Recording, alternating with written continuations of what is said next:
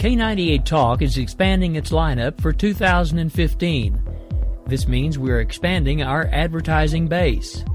Whether you're a startup trying to push through to the next level or an established business trying to supplement your advertising budget, web-based advertising is a solid investment.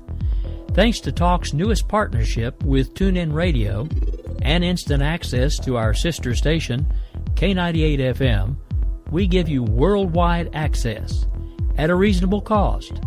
Interested parties should email us at advertise@k98talk.org.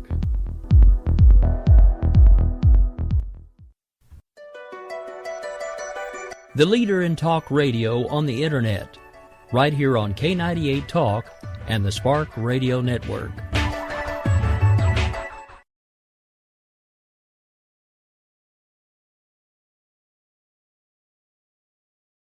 In these uncertain economic times, you've got to do whatever you can to save money. One of our biggest expenses can be our cars, especially when unexpected repair bills hit. Not anymore. If you own a vehicle with less than 130,000 miles, is less than 12 years old, has a warranty about to expire, or even no warranty at all, you could stop paying for car repairs. Roadside assistance, towing, and rental coverage are all included. Don't wait for the next repair. Make one free call right now to see if you qualify. If your vehicle is less than 12 years old, has less than 130,000 miles, even if it's out of warranty, paying for car repairs can become a thing of the past. Call us right now and get your car protected before your next repair bill hits. Get protection and no more repair bills. Call 800-696-1030. Again, 800-696-1030. That's 800-696-1030.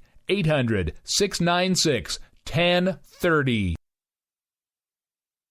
Joe had huge problems with the IRS. I knew it was coming. I hadn't filed taxes since 1990. All the IRS letters coming in added up to a nightmare. It got up to like $68,000. My heart started beating fast. It's like, there's no way, man. I mean, I ain't going to be able to do this. Then they stopped his paycheck. So that's when I started making phone calls and found U.S. Tax Shield. U.S. Tax Shield went to work immediately. They just took the bull by the horns. What blew my mind is he called the IRS right then and there. So why is U.S. Tax Shield A+ rated with the Better Business Bureau? Joe knows. They saved me a ridiculous amount of money. If you owe more than $10,000 to the IRS or state, choose the company Joe chose, U.S. Tax Shield. It was the best decision I made. U.S. Tax Shield is the way to go. Life is good. Thank you, Lord.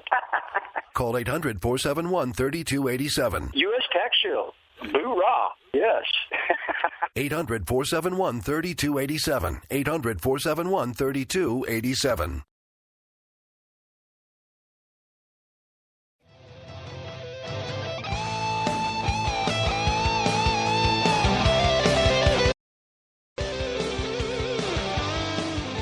All right, folks, it is just a couple minutes past the hour right here in beautiful downtown Oklahoma City. This is America Off the Rails.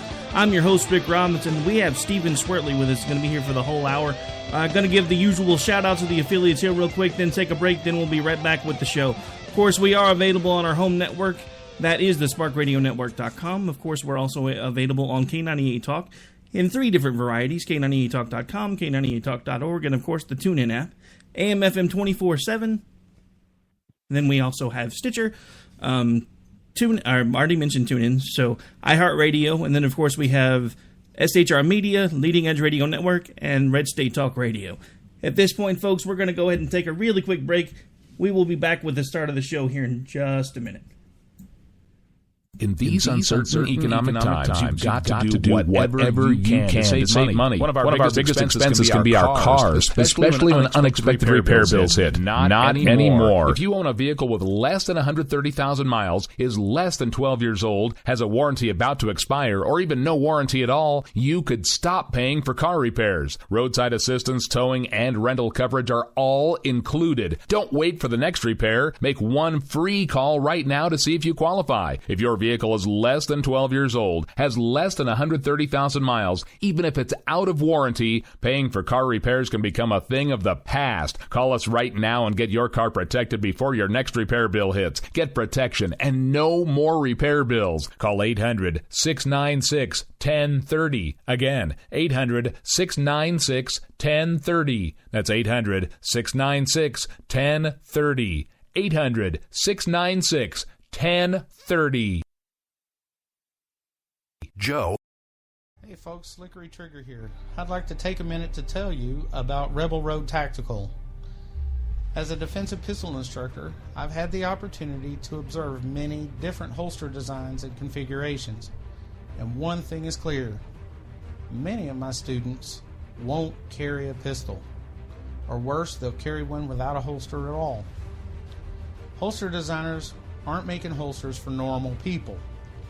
It seems that most holsters are either an expensive piece of gear designed for Rambo or a piece that doesn't fit or function the way real people need it to fit and function. So, like any good Texan, I decided to learn to form kydex and design one myself, one that would fit the needs of average people. The result is the Rebel Road Tactical CRT Modular. The CRT stands for Carry, Range, and Training. Its thin and lightweight curved design minimizes printing and is adjustable to fit just right for superior comfort and function.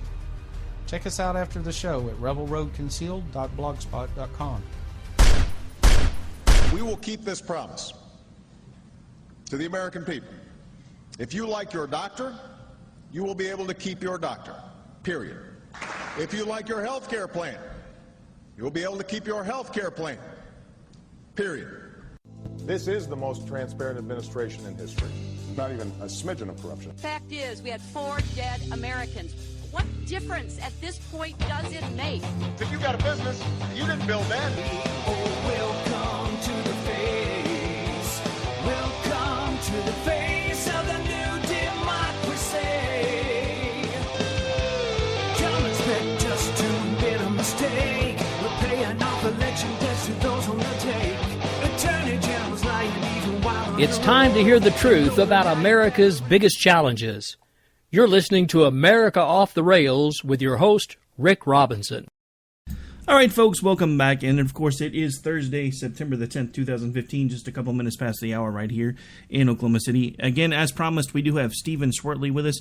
He is the author of Enemy in the Heartland. Good afternoon, sir. How are you? I'm doing fine out here in the desert. A little warm, though. Isn't it pretty much always warm out in the desert, except for usually when the sun goes down? I'll tell you what, it's 104 right now on a beautiful cloudy afternoon. So whereabouts in the desert are you? I live up in a town called Cave Creek, Arizona, which is one of the northern suburbs of Phoenix, Arizona, which, if you know where the airport is, downtown Phoenix, I'm about 20 miles north of the airport. Yeah, I'm actually fairly familiar with that airport. I actually used to work for an airline, so used to go in and out of there quite a bit back in the day. Actually, we have a host that is not too far from your area. Jared Day is actually taking a bit of a hiatus. He actually is now part of the Kelly Ward campaign, so he's become one of her assistant social media directors. So he's still producing, but not really actively hosting.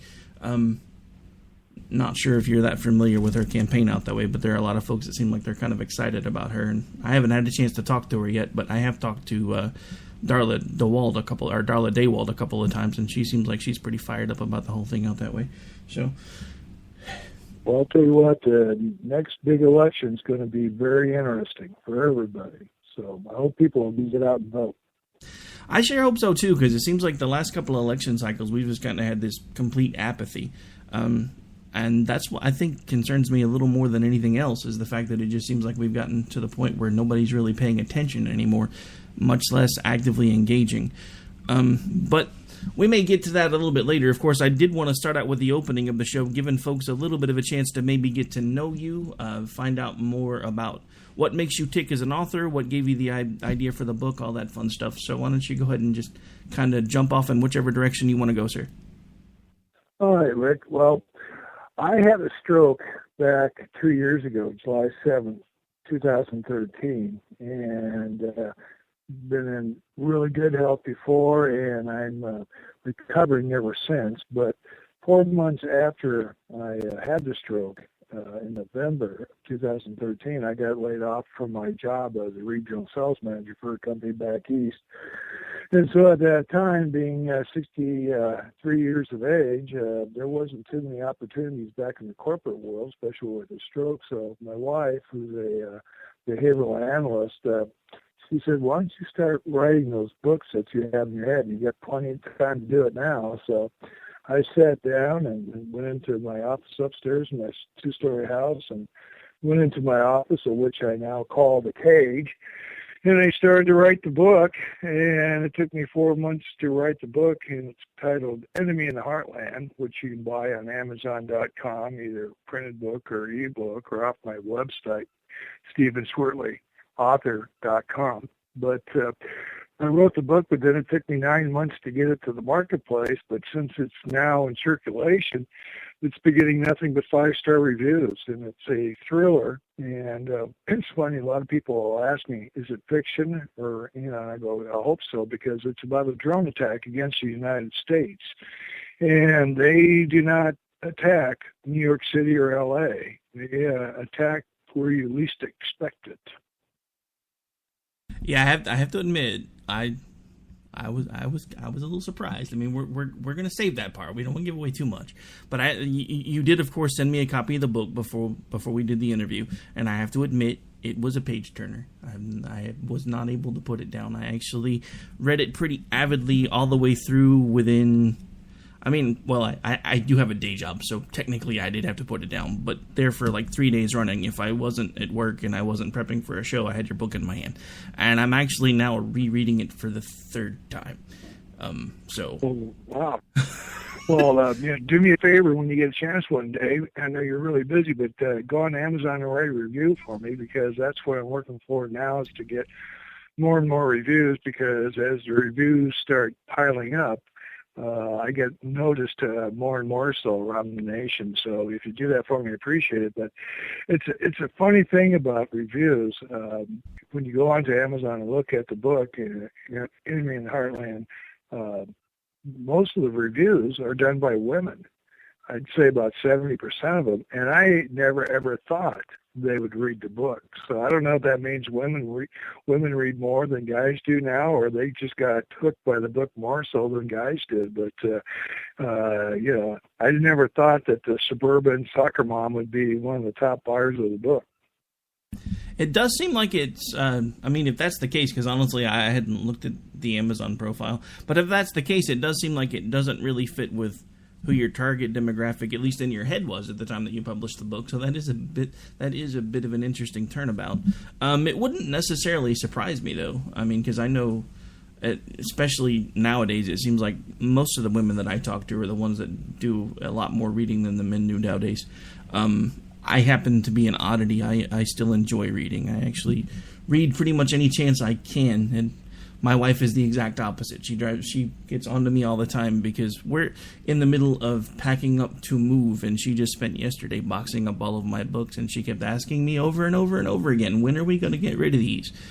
The day you bury me was my answer. I'm sorry. To me, well, I just recently lowered the price of the ebook. Because the Christmas shopping frenzy is starting. If you've gone to Kmart or Costco, you'll notice that Christmas decorations are up already. So the other day I lowered the price of the ebook down to $2.99. The printed copies $18.99. But if you're an unlimited member of Amazon, you can download it for free. So it's amazing the turnaround over the years now. How many books are ebooks sold versus printed books. It's turned the print industry upside down. Yeah, I have the ebook subscription. I don't know. To me, there's just nothing better than actually physically holding the book in your hand. And maybe it's just because I'm a nerd. I always have been. I mean, come on. I do a political talk show for God's sakes.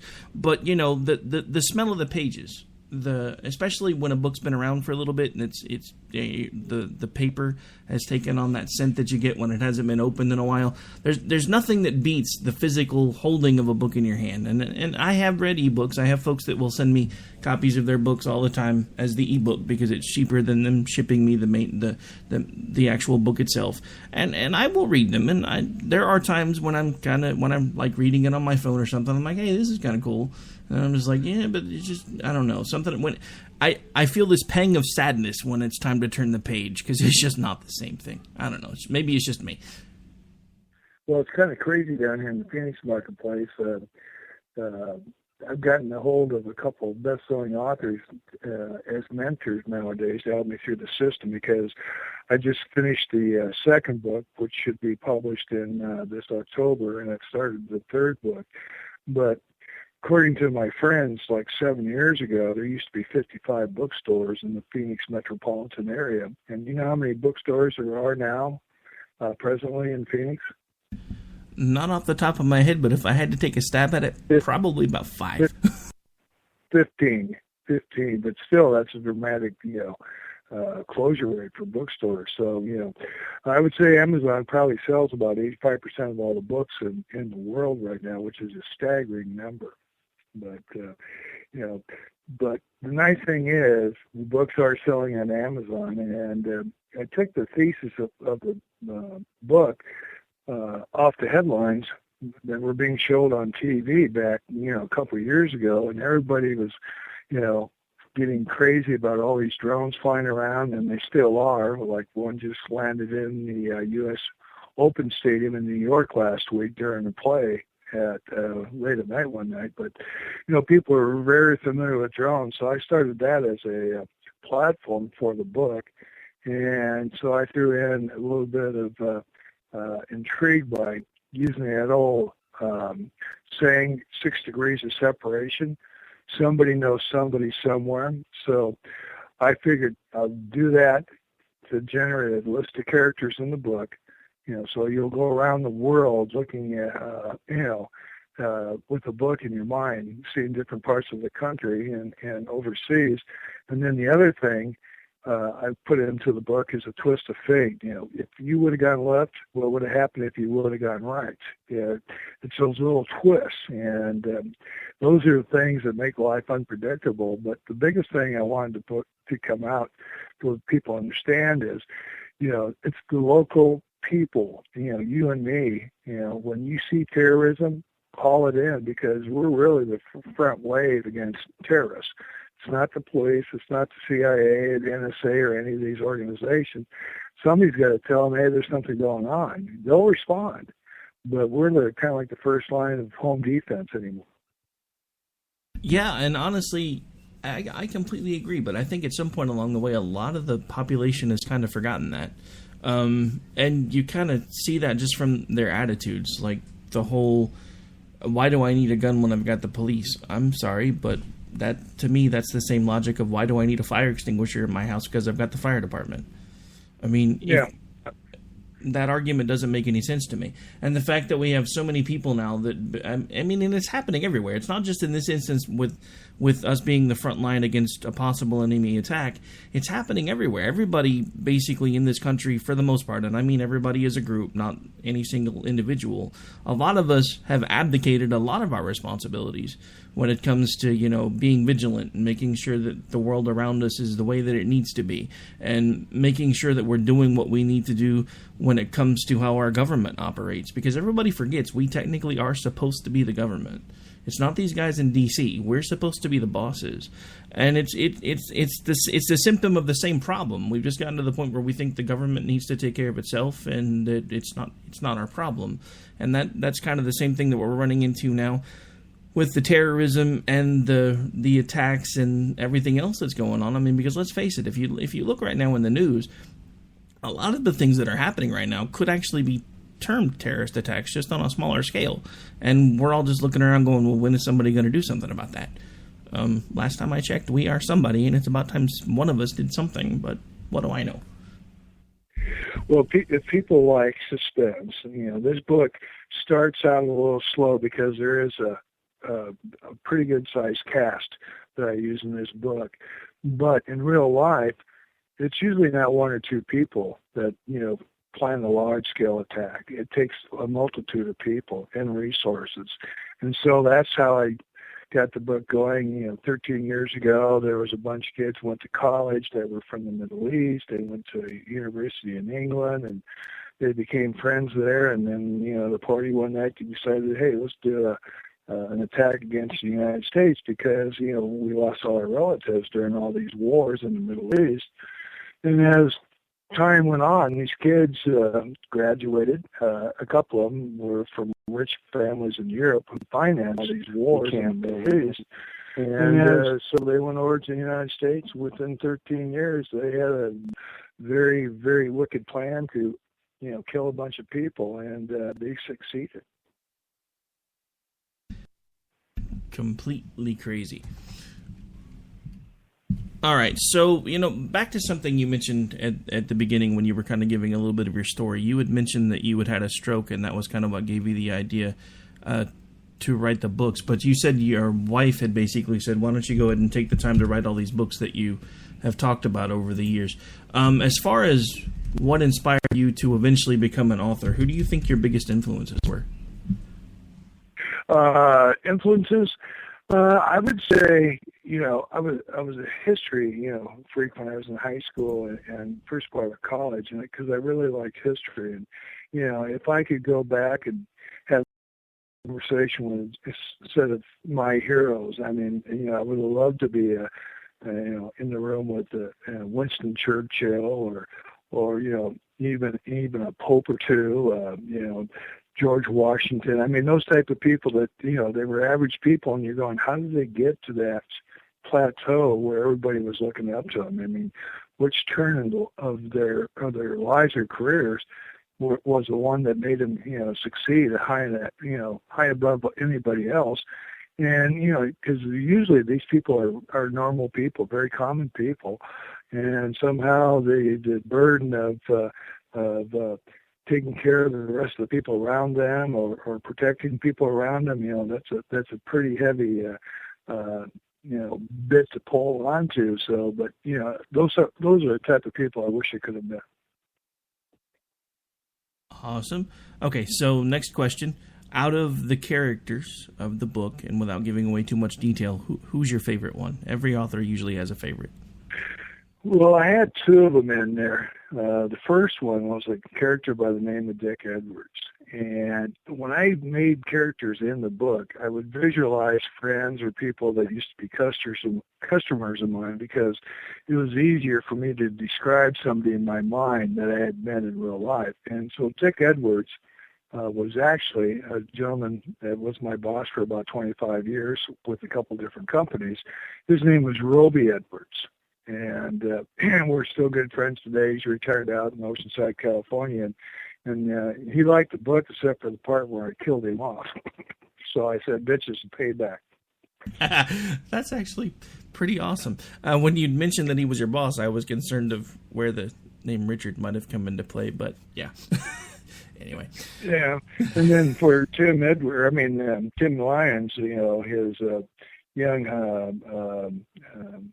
fellow spy, that was me. Because I always felt like, I used to follow Roby around and learned a lot. He was my mentor, and he was the big brother I never had. So I fashioned Tim Lyons after myself. So the day that I had got done writing the section about Dick Edwards getting, wasted, my wife came in. It was at the end of the day, and since I've had the stroke, I'm not allowed to drink any hard liquor or beer anymore, and I used to love my beer. But the doctor said I could have as much wine as I could drink, as red wine. So she was bringing me in a glass of red wine at the end of the day, and she goes, "What's wrong?" I said, "What?"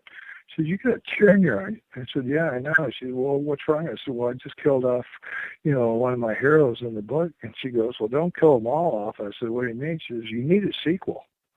So because of her, there is a sequel to this first book called Enemy in Heartland. The sequel is called Revenge Unleashed. So the sequel is because of the wife. That's good to know.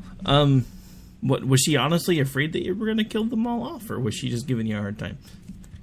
A little bit of both. Being a psychologist, she always loves to tease me, my mind after I had the stroke, and whatever I do is not good enough sometimes. If you've been married, you might know where I'm coming from on that. But no, I have to credit her for giving me the inspiration of doing that second book. And the second book has been edited last week. It was handed off to a proofreader. The cover's done, and hopefully in about another 7 or 8 days, when the proofreader gets done, that book will be ready for its cover. And then once it's formatted into the book or the ebook format, it should be out, I'm hoping around mid-October. So, but from what my friends have read, they said, this book is perfect for a sequel, because everybody was saying, Steve, are you going to write a sequel? You left us hanging. And I go, okay. So. Yeah, I was going to ask that question, but you'd already told me there was going to be a sequel, because, the end was just kind of like, huh? What? But yeah. Hey, it's like, when people ask me, hey, I want to buy another book from you, it's kind of hard to say no. So, I got the inspiration. It took me a little longer to write the second book, just because after I got done writing the first book, I had to do a lot of marketing on my own. Since I'm an independent author, I don't have a big publishing house behind me. So I've been spending like 2 hours a day, maybe 3 hours a day on social media trying to find talk show hosts such as you and to help me spread the word, so that people are aware of the book, because you know how many books are published every day, new ones? Take a guess. I would have to say that's probably a huge number, so I'm just going to throw one out there. I would say probably at least 2,000 to 3,000 a day. 5,000 a day. See, and I thought I was aiming high. It's not hard to get lost in numbers, but one of the nice things that's happened to me out here in Phoenix is there's a library called Desert Foothills Library up in Cave Creek. They're voted the #1 library in the state of Arizona, and I've gone to some of their author functions that they've had up there, and they've been kind enough to hook me up with a couple of best-selling authors here in the Phoenix area, and they've taken me under their wing, and they've taught me some tricks. But one of the things that they told me right off the bat is, hey, you're going to be all right with your book sales in the first book, but if you really want to start cracking into the marketplace, you have to write a second and third book, because once they see there's 2 or 3 books by the same author, then they're going, this guy must be good, So, by hook or crook, I'm going to get that third book done here probably by next Easter, so I can have my 3 books. But it's a humbling experience becoming an author. Yeah, the thing that always kind of sets that type of thing apart, I mean, whether it's being an author, an actor, talk show host, there's a lot of you that goes into the work that you do. And you actually kind of beat me to the punch by pointing out that one of the characters basically was kind of you. Because that was going to be one of the things that I had asked, is how much of you do you feel like you've left on these pages? It's a scary thing to put yourself out there. So it's really humbling when you start realizing that not only have you put yourself out there, but people actually like what it is that you're doing. So I want to commend you for that, because there are not that many people in the grand scheme of things that will basically just throw themselves out there and say, hey, world, here I am, and wait to see what happens. Well, I'll tell you the thing that was, I shouldn't say frightening, but it was a little unnerving, and I didn't realize until I did it, was when I finished the book, I had to find an editor. And that was a crazy process in itself, because a couple of my friends who have written books of different types, different genre-wise, they said, hey, you have to go on this place called Thumbtack. It's a website to find editors. And so, I did this thing where, I wanted to have editors close to my, residence, because I didn't want to deal with somebody out in New York or, Chicago or LA. So once I found a list of about 12 or 13 editors, I sent out 2 chapters to each one of these people saying, hey, I'm looking to learn an editor. What do you think? Are you interested? And some of the replies came back oh, what a marvelous book. I'm going, oh, God, I don't need you. Or some of the people didn't want to do it because it was more than 200 pages, which mystified me because I was willing to pay for them to do the editing job. And then some people, because of religious reasons, didn't want to edit the book. And then one day, this guy by the name of Ken called me up, and he goes, well, how accurate do you want this book? And I said, well, I'm kind of targeting, people in the military, the CIA, FBI, those type of people. People like those books like Clive Cussler or Tom Clancy, those type of, readers. And he said, well, you got a problem in your, book, and I said, where at, in the first chapter or what? And he goes, no, the list of characters. I go, what? He says, yeah. And I said, well, what's the problem? He says, well, you can't have a sergeant flying inside an Apache gunship. I go, really? How do you know that? And he said, well, I used to work for Boeing Helicopter and in the public relations, and you need to be a chief warrant officer or higher in rank to get inside one of those things. So once he said that, I go, I think I'm going to have you be my my editor. And so he's been my editor for the first book and now the second book. But letting him go through and play with your baby, the book, the manuscript and everything, it was like, why'd you change that or why'd you do this? It was really a humbling experience, but it was an educational process in the long run because he taught me how to write, and being a salesman, sometimes for salesmen ramble on. So he taught me how to shorten up sentences and keep a time frame, consistent stuff like that. So it's been a learning curve that, the only way you're going to get it is probably through some, street smarts. I don't think they teach this in college. Yeah, this stuff, all of it. I mean, writing or, acting, all of that, it's all stuff that you basically learn by doing, and I think that's something that you just illustrated rather nicely there. I do find it interesting that you actually found an editor who said, yeah, by the way, the sergeant in the helicopter, yeah, that won't work. The only reason I know that is because I actually grew up in a military family. So I'm glad somebody caught it before the book went to publish. But at this point, we are gonna have to go ahead and take a really quick break. Anything else you want to throw out to folks real quick before we take a break? No, go ahead and take a break. I'll be here when you get back. All right. When we get back, we may actually change gears a little bit. I have some questions for you kind of outside the realm of the book, if that's okay with you, and then we'll just kind of go from there. Okay.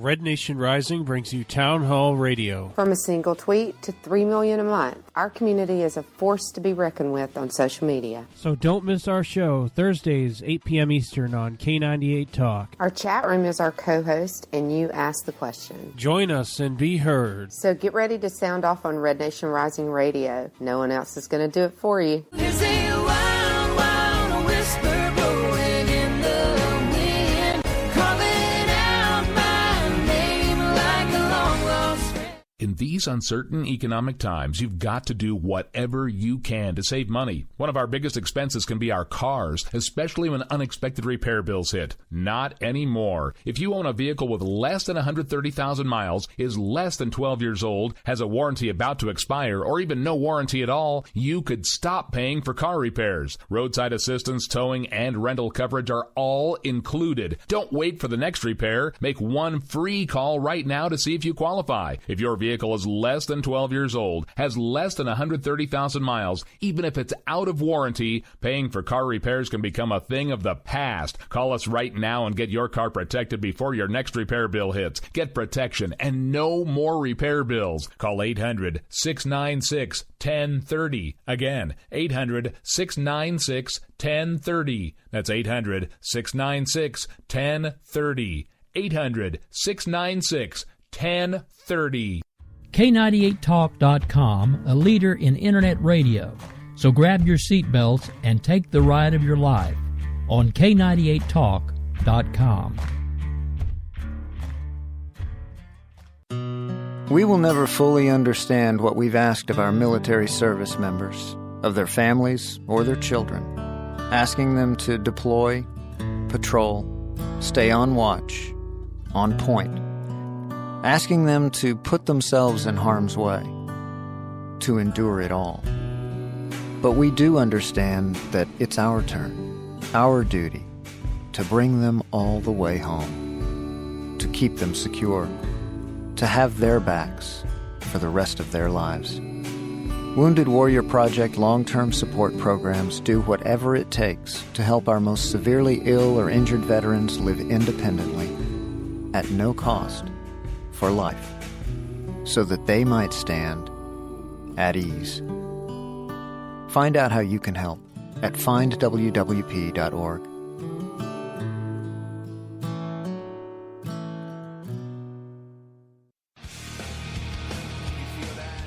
This is JD. And this is Stacy. Join us Tuesday nights, 10 p.m. Eastern, for Game On. Remember, lock up the children and the old folks. Game On, the home of liberty-conservative conservatism. Where no one is safe and no one is spared, not even the hosts. Oh, that was supposed to be a spin cycle. I'm sorry. Yeah, that's okay. We love you anyway. Right round, baby. Self-monitoring right Ebola radio strikes again. Anyway. Anybody see the host monkey? Where's the host monkey? Where's the host monkey? For God's sake, I need an antidote. Just do your rant. Let's pop out of the segment. Find us on Twitter at JD and Stacy.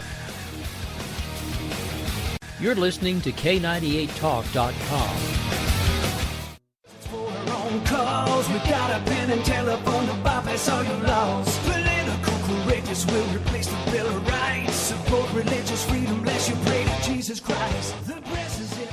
All right, folks, we're back. We're still live, and of course, still joined by Stephen Schwertley, author of Enemy in the Heartland. At this point, if it's all right with you, I want to go ahead and change gears for a little bit, and kind of get your take on the well, first of all, we never really had this conversation. So, political affiliations, conservative, Democrat, Republican. Who cares as long as they don't blow up the country? Back in the old days, you know, I grew up in the Midwest. I was born in Iowa and lived in Iowa and South Dakota and Minnesota, and we moved down here in Phoenix in '71. So, you know, I grew up in a Democratic area and, you know, then moved down here to a, you know, Republican state. And, but I think over the years as I've gotten older, and I'm not sure if it's because of the age or what, but, you know, I think the old Democratic Party, you know, is no longer the same as it was, or I should say it's no longer the same as it is now. I think probably more of the Republicans out there are what the Democrats used to be 25, 30 years ago. It's kind of like nothing's really set in stone like it used to be. And I think it's because of social media and people tuning out. And like you said earlier, people don't like to get involved. You know, they just tune into their own little world and, you know, they won't vote or, you know, my vote doesn't count, which I think is the biggest sin in the world because people died for your right to vote. And, you know, and if you don't like the way the government's being run and you didn't vote, I don't think you should open your mouth. So I just try to think of what I would do, you know, in certain situations when you vote on certain things or certain people, you know, and kind of go with my gut. But, you know, I'm not really a Tea Party person, you know, but I don't mind crossing party lines when I see somebody I think is doing a better job. I mean, it's like a business to me. The government should be working for you, and, you know, if you need to make an adjustment in employees, then either vote them out or let them stay. Yeah, you know, that's always kind of been my take. I mean, I've been a bit of an oddball in my family. I am one of the only conservatives in a family full of liberals. I actually used to get joked around with a lot in high school because, like you, I was in high school and college, big into social sciences, history classes, all that stuff. And I would start having conversations with my friends who knew my parents. And my running nickname through most of my sophomore year was Alex Keaton. Only because he was like the only Republican in a house full of liberals. But I think the biggest thing that actually shaped it for me is something that I never really thought about it until I got older. One of the defining moments for me was sitting in, and this is going to make you realize that There is a bit of an age difference between the two of us. I was actually watching TV in my second grade class the day that President Reagan was shot.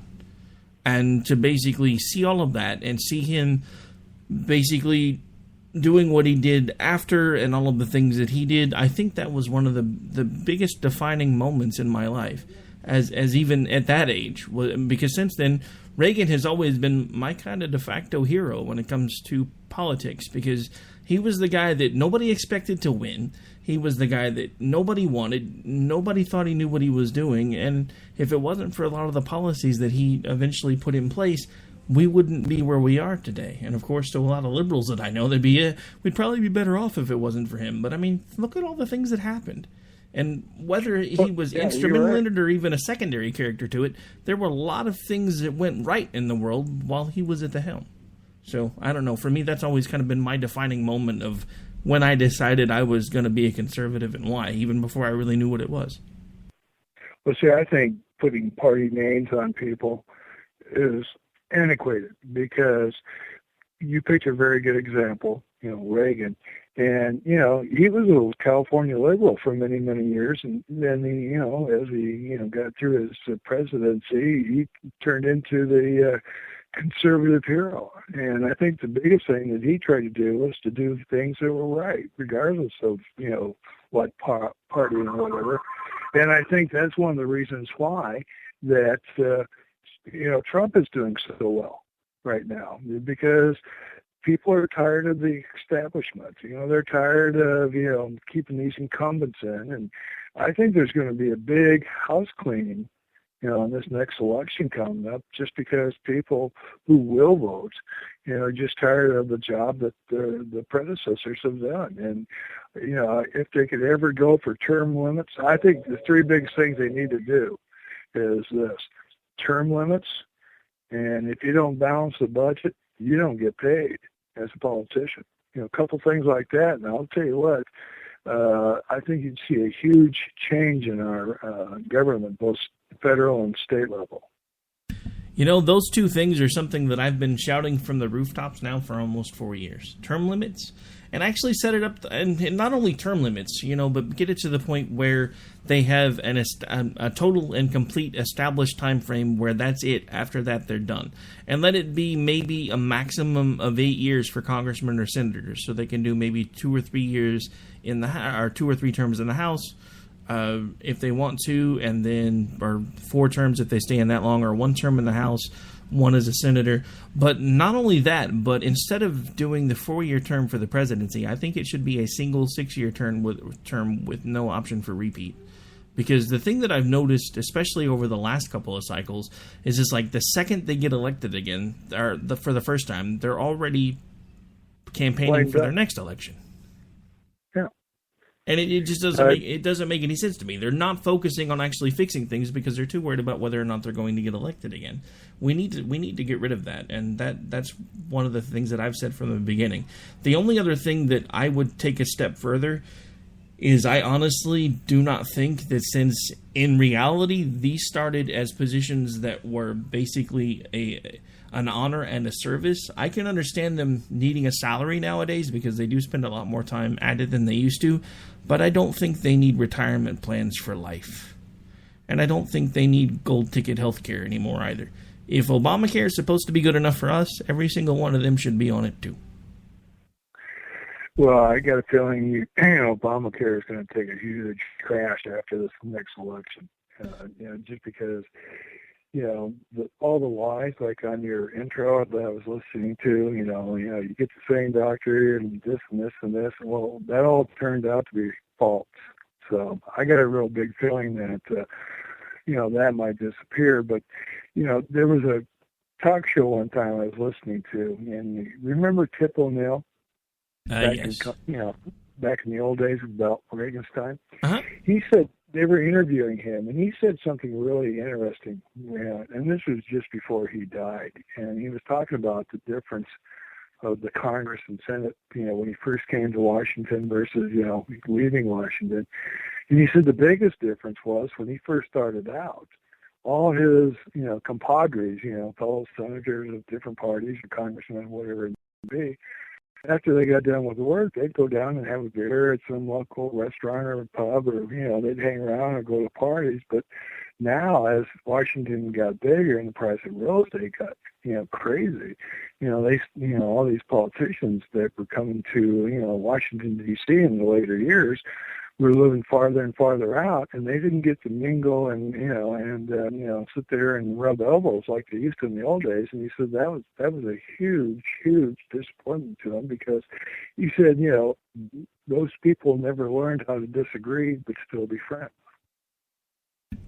It's interesting that you bring that up, because one of the biggest quotes that I remember from Reagan, actually, I think it was even about Tip O'Neill, is that, from 8 to 5, we were adversaries. After 5, we'd go have a beer. And that's the thing that we don't seem to have in this country anymore when it comes to our politicians. And I'm not so sure that's a good thing, because I understand disagreeing and I understand fighting for your constituency, but there has to be a time when you're willing to put the animosity aside well enough to at least remember that we're all still supposed to be Americans. And we don't seem to do that anymore. And honestly, I think that's the one thing that has me the most concerned about Trump, is because it seems like most of his head of steam is coming off of how angry the American people are. And I'm not necessarily sure that's something we need to be focusing on. Well, one of the things that, since I've been doing a lot of interviews this year for the book, politics has come up quite a bit. And a couple of the interviews, we start talking about, the media. And remember that James Bond movie with Pierce Brosnan, where the media mogul was trying to start a war? Yeah. It started over in China. Mm-hmm. You start thinking about, who owns the media and who directs the media. And, they seem to have all the same talking points. So that's why a lot of people just dial out. They don't watch the mainstream TV or radio, or listen to the radio anymore. So you got the disenfranchisement from that. And then, like we were talking about earlier, nothing seems to get voted on, or, they can't even vote on a budget. I mean, who wants to give the government an open checkbook when they're broke? I mean, everything's broken, and I don't know what people are going to do to get out of that. But, it's going to be it's going to be an interesting future for the people that come after us. Yeah, honestly, that is actually, and we talked about this a little bit on the break, but that's one of the things that led me down the path that I'm on now, because I never in a million years thought I would be doing anything like this, but I just got tired of looking at TV screens and reading newspaper articles and realizing that it didn't seem like anybody was paying attention to anything anymore. And even if it's just me shouting from my little anthill, if I can at least maybe influence a handful of people here and there, maybe at least at the end of the day, I'll feel like at least I tried to do something. And like I told you on the break, this all started as a Facebook page, and now here we sit. I wouldn't say we're anywhere near the top, but we do have some really great shows on here, and we're adding listeners every day, and we have sponsors now. So, I mean, at some point, I hope to continue to make it grow. And this show itself is actually now on in several different markets. So it's just one of the things where I think the biggest thing to keep in mind is no matter how bad things seem like they are from your perspective, don't give up. Find a way to get involved, put down the remote, and see if you can find a way to make a difference. And that's kind of been the mantra for this show from day one, is it's time to get everybody off the couch, because we've gotten so wrapped up in the keeping up with the Joneses mentality that we're not paying attention to anything that's going on around us anymore. And it's a scary time to be doing that. Well, when you talk to younger kids, and, my wife, is in the industry of, psychology, and she'll verify this. When you talk to the younger kids, they're plugged into their little, headphones every day, listening to, whatever radio station or whatever, and, they're texting each other on a phone. They're not making phone calls. They'd rather have you text. And when they get a text going, what does he mean by that? Is he breaking up with me? They don't get it. Hey, if you don't understand the text, make the phone call. But it's like there's a social disconnect now. People are like turning into machines. They don't know how to have communication between them face to face. It's like a lost art for them. It reminds me, and I don't remember what show it was, but I remember there was I don't know, it wasn't the Twilight Zone, but it was one of those kind of out there shows about futuristic things, and I remember there was an episode where at some point everyone was disconnected from everybody else due to some sort of a virus or something, and the only way they talked to anybody anymore was over computer. I guess it didn't necessarily take a virus to get us there, because it seems like there are quite a growing number of folks that seem to want to do nothing but correspond over social media. And I don't always necessarily think that's a good thing either. As much as I use the platforms, and I do spend a large amount of time in front of a computer, sometimes more than I wish I did, I still try to disconnect from it at least once in a while. And I know people that just can't do it at all anymore, and I don't know. Well, see, I'm a Star Trek fan, from way back. When I used to watch the original TV series in the dorm when I was back in college. But the later episodes, Jean-Luc Picard and those guys, when they started dealing with the Borg, I always thought that was pretty wild, because now when you look at kids nowadays, they're already plugged into their little headphones and stuff, and you're going, I bet you in about 50 years, all these kids, by the time they get to about 5 or 6, they're going to have a chip in their head. Just like the sci-fi movies, and, they're going to be and without even opening up their mouth. They're just going to be communicating by some chip in their head. So, because I remember last summer, my wife's got a niece that lives in Boulder, Colorado, and she came with her kids. She's going through a divorce, and her kids came out, and one was 7, one was 9, and the little boy was 2. And I just was dumbfounded that the mom pulled out an iPad, gave it to the 2-year-old. The 2-year-old knew how to turn the device on, started playing games, got bored with that, and started playing movies. And I'm going, the kid's only 2 years old. I mean, it's amazing how the young kids adapt to electronics. Yeah, and I've actually seen the same thing. We had a standing rule in my house for the longest time. You couldn't even get a cell phone until you were a teenager. Now, unfortunately, that rule doesn't help me, because all my children are teenagers, so they all pretty much have cell phones, because now they're all doing their own things, sports practices, college, all those fun things. But it was one of the things that we always tried to do, was keep them from being plugged in all the time. And I guess at this point it's pretty much inevitable, because every time I turn around, my almost 15-year-old is walking through the house with his earbud in, just jamming out. And I'm like, I remember back in the day when I had the Walkman, but I don't remember it always being on my head. I don't know. Maybe I really am just starting to get old. So maybe you are old. Maybe I just need to break out the hover round. I'll tell you one thing that's kind of interesting, because it's part of what I based the book off of, and it was a conversation I had with my grandfather, and it kind of fits into where we're talking about things on the show right now. But when I was a farm kid back in Iowa, my grandfather lost his leg in a farm accident, and so he was one of these guys out there working in the fields, walking up the bean fields, cutting out weeds in the soybeans with a peg leg on, basically. And one day we got done at one of the rounds of pulling beans, as we called it. And this conversation just came out of the blue, and I was probably 11 or 12 at the time, and I had no idea what he was talking about. But about 2 or 3 times a year, I remember this conversation like he just said it to me. He goes, I was born in the day that there wasn't an airplane. Now there's airplanes. There's this thing called computers. There was never computers, and now we landed on the moon. And like I said, we only had air balloons when I was a kid. And he says, I have no idea what you're going to see in your lifetime, but I bet you it hasn't been invented yet. And boy, you talk about words that were, never truer than those. And when I was in high school in Sioux Falls, South Dakota, went to Gorman High School there, and we had a math guy came in one time towards the end of the school year, and he gave a speech. And now this is, in the late 60s, so I'm aging myself. But he threw out some comments in terms that were just, outstanding. He says, when you guys get to about 40, which was a number of years ago, 85% of you people will be working in industries that haven't been invented yet. And this is like in 1969. And guess what? He was right.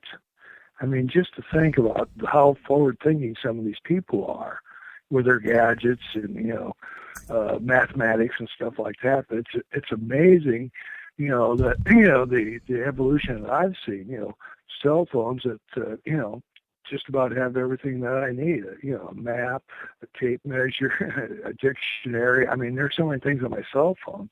It's crazy, but who ever thought you had that much technology in your back pocket? I never did.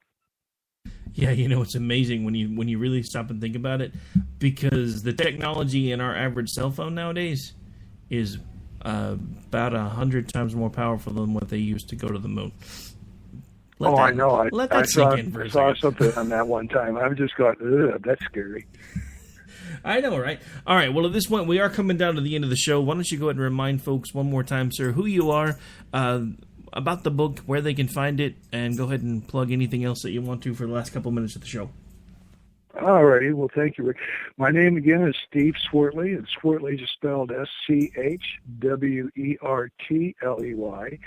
I'm the author of a book called Enemy in the Heartland, and it's been out for about 7 or 8 months now. The sequel that will be out next month is going to be called Revenged Unleashed, and you'll be able to buy the books on Amazon.com, or you can buy the books off my website, StephenSchwertleyAuthor.com, and Stephen spelled with a Stephen. So just remember Revenged Unleashed or Enemy in the Heartland. You'll have some really good hours of reading if you grab those books. I can attest to the first one. I cannot wait to pick up the second one. And if you are wanting to try to get that caught up before the second one comes out, don't forget he did just put the ebook on sale, folks. Just saying, $3. That's a pretty good deal. All right, so that is going to do it for this particular episode of America Off the Rails. Sir, I would like to thank you again for coming on with me. It has been an absolute pleasure. You are welcome back anytime, especially when that next book comes out. We would love to have you on and talk about that as well. I do typically have an open chair available to any of the authors that we have on to come on anytime you want, so we can help you promote your stuff. So just let me know, and we will get something worked out. But at this point, we are going to have to get out of here because we've got Red Nation Rising Radio coming up next right after this. So this is, of course, Rick Robinson. I will be signing off with you as soon as I can remember which button I need to press here. So I will be back with you live tomorrow night. We will actually be doing just a little bit of a special event for 9/11. And at this point, I'm going to go ahead and jump off here so we can make room for the next show. You guys, I'll be back with you tomorrow night.